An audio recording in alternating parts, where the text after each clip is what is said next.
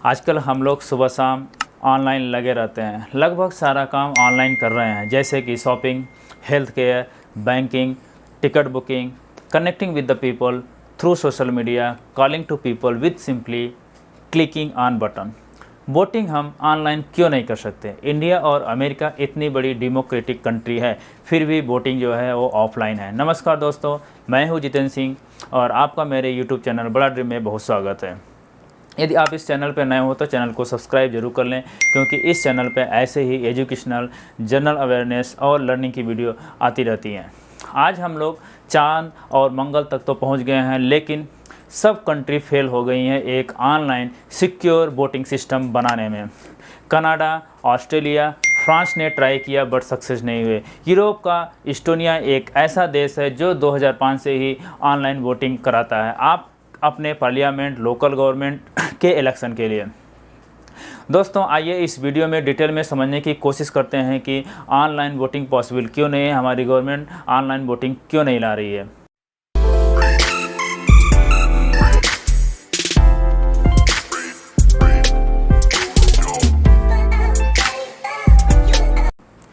Video के detail में जाने से पहले मैं आपको एक खुशखबरी देना चाहता हूं। मैं अपने टेलीग्राम चैनल पे ऑनलाइन क्विज कॉन्टेस्ट स्टार्ट किया है। ये क्विज कॉन्टेस्ट एवरी मंथ कराया जाता है।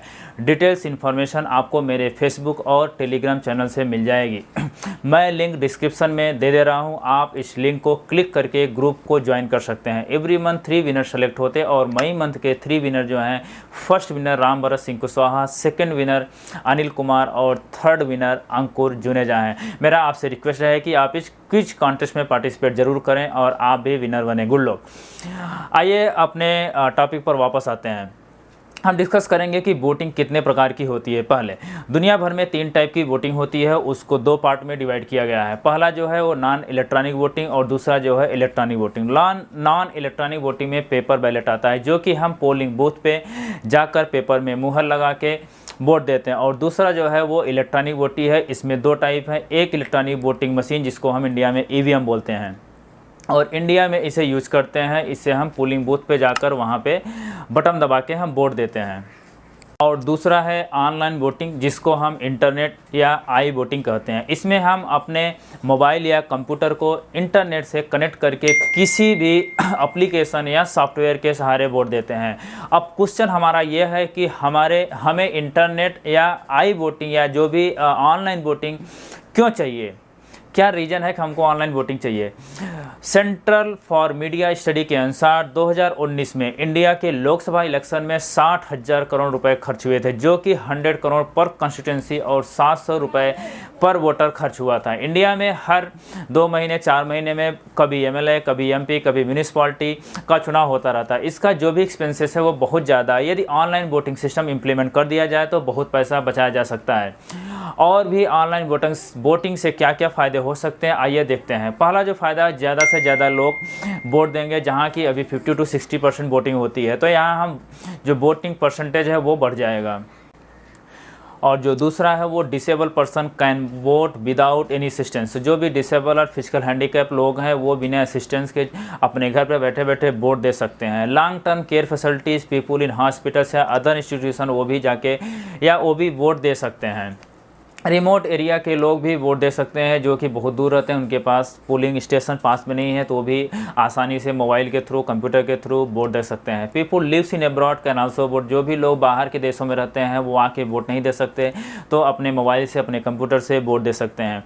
इवन ट्रेवलिंग जो टाइम है उसको भी रिड्यूस किया जा सकता है पर्सन के लिए, क्योंकि उसको जाना पड़ता है वोटिंग स्टेशन पर वोट देने के लिए, तो घर बैठे बैठे वोट दे सकता है।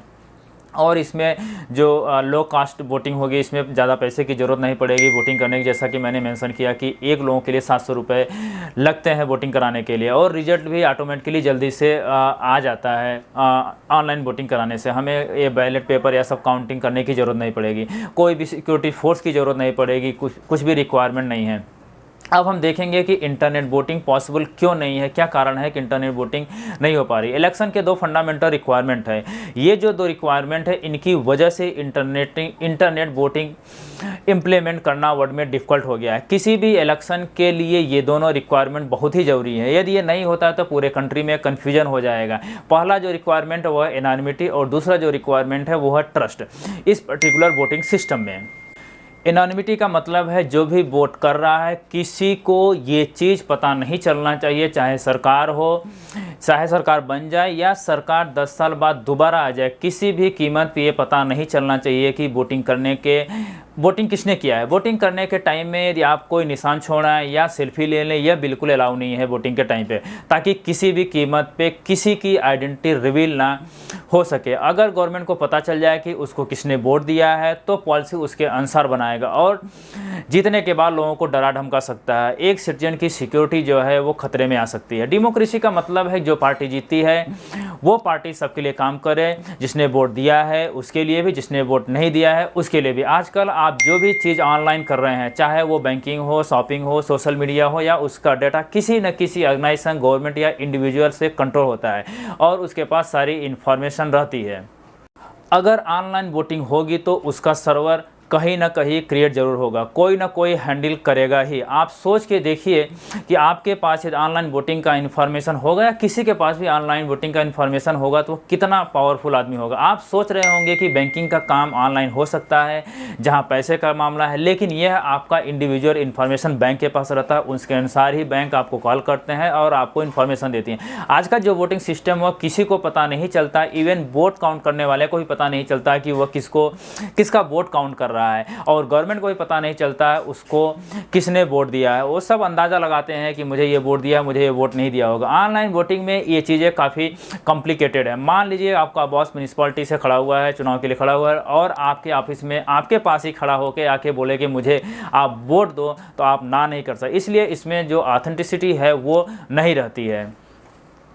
यहाँ पे कुछ ऐसे साइबर सिक्योरिटी रीजन है जिसकी वजह से election commission online voting implement नहीं कर पा रही। ये जो रीजन है वो सबसे पहला रीजन तो है अनकंट्रोल्ड इन्वायरमेंट। जैसा कि मैंने पहले उदाहरण दिया कि आपका बॉस आपके ऑफिस में आकर आपको वोटिंग के लिए बोलता है तो आपको देना पड़ेगा, मजबूरी है। तो ये है अनकंट्रोल्ड इन्वायरमेंट। दूसरा क्या है, risk of cyber attack from internal और एक्सटर्नल फैक्टर विच में manipulate the vote, software errors, malware on vote, accurate voter information या accurate voter identity and security, identification code में भी स्टोलन, इंटरनेट कनेक्टिविटी। पैसे वालों के पास अच्छा मोबाइल और हाई स्पीड इंटरनेट है तो उनका वोट हैक करना काफ़ी मुश्किल है compare to the poor people. ऐसे में यहाँ पे डिस्क्रिमिनेशन हो जाएगा वोटिंग में और जो बेस है डेमोक्रेसी का वही ख़त्म हो जाएगा। डेमोक्रेसी सिर्फ नाम का ही रह जाएगा। इंटरनेशनली भी जिस कंट्री का टेक्नोलॉजी अच्छा होगा वे दूसरे कंट्री को वोट को हाईजैक करने में मैनिपुलेट कर सकता है। यदि आपकी टेक्नोलॉजी अच्छी रहेगी निश्चित रूप से आप दूसरे कंट्री के वोटर को या वोट को काउंट करने या कुछ भी करने में आप जो है मैनिपुलेट कर सकते हैं, आपका सिस्टम स्ट्रांग है। तो आज का जो वोटिंग सिस्टम है उसमें इतनी टाइट सिक्योरिटी रहती है फिर भी लोग बोलते हैं कि इलेक्शन में घपला हुआ है। जो भी आदमी वोट देने जा रहा है उसका पूरा ट्रस्ट होना चाहिए उस सिस्टम को, जिस सिस्टम को ये यूज कर रहा है वोटिंग के लिए। यदि ट्रस्ट नहीं है तो वोट देने क्यों जाएगा। आपको पता चले कि वोटिंग में धांधली हो रही है तो आप वोट देने बिल्कुल नहीं जाएंगे। इसीलिए एनोनिमिटी एंड ट्रस्ट के बिना वोटिंग सिस्टम नहीं चल सकता और यहीं पे ऑनलाइन वोटिंग सिस्टम स्ट्रगल कर रहा है। बहुत आसान है ऑनलाइन वोटिंग सिस्टम को ऑनलाइन बनाना, पर यह कितना सिक्योर है यह बताना मुश्किल है। और यह भी नहीं कहा जा सकता है कि करंट वोटिंग सिस्टम से यह अच्छा है in terms of security. Online voting system चंद्रमा और मंगल पे जाने से भी कठिन है, इसलिए कंट्री मंगल पे तो पहुंच गई है, चांद पे तो पहुंच गई है, लेकिन ऐसा सिस्टम नहीं बनाई है जिससे कि हमारा वोटिंग सिस्टम इजी हो जाए। हम एक इंसान को वोट देते हैं जिससे कि वो हमारे लिए फैसला ले सके और ये पावर करोड़ों लोगों के पावर को कंट्रोल करती है।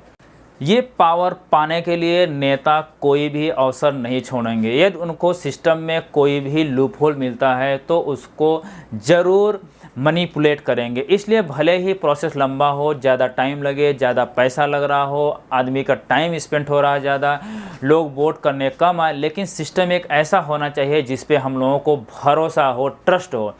कई एक्सपर्ट का मानना यह है कि ब्लॉकचेन सिस्टम से ऑनलाइन वोटिंग को के जो भी इशू है उसको फिक्स किया जा सकता है। इस सिस्टम को बनाने के लिए पूरी दुनिया के एक्सपर्ट लगे हुए हैं। ब्लॉकचेन पूरे सिस्टम को डिसेंट्रलाइज करके इम्प्लीमेंट कर सकती है, जो कि हमारी ज़रूरत है ऑनलाइन वोटिंग के लिए।